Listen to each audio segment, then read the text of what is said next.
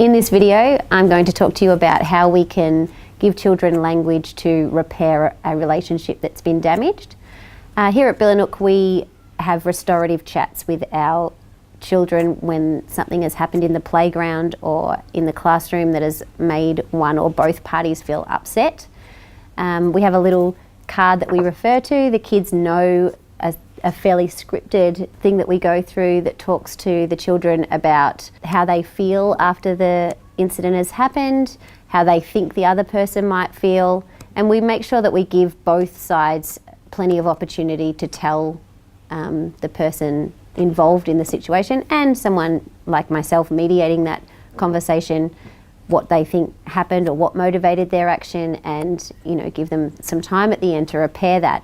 And repair is really tricky for children if they don't have the language and the strategies to do that, just as it is as an adult that can be tricky. So we talk to the children about what are we going to do to fix this relationship. We often refer to the tribes agreements and talk about what tribes agreement may have been broken and that's what caused the issue. Maybe we needed to maintain a high level of mutual respect, and maybe we gave a put down when we should have chose to give an appreciation, or maybe we really should have had the right to pass and walked away from that because we were feeling a little bit hot under the collar or cross with someone and we didn't have the right headspace to deal with it. So at home, in conflicts that your child might have with siblings or in sporting teams, or even when they're talking to you about something that has happened at school, when you're only hearing one side of the story, it can be really helpful to talk to your child about how they feel and how the other person may have been feeling, and have a little bit of context around that.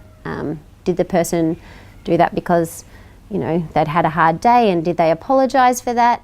And what steps did they put into place to try and fix that?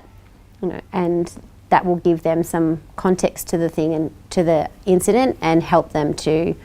think about next time what they could do differently and what they could put into place to try and fix that relationship. So that could go back to bucket filling and showing an appreciation and making sure that we're being more careful with our words.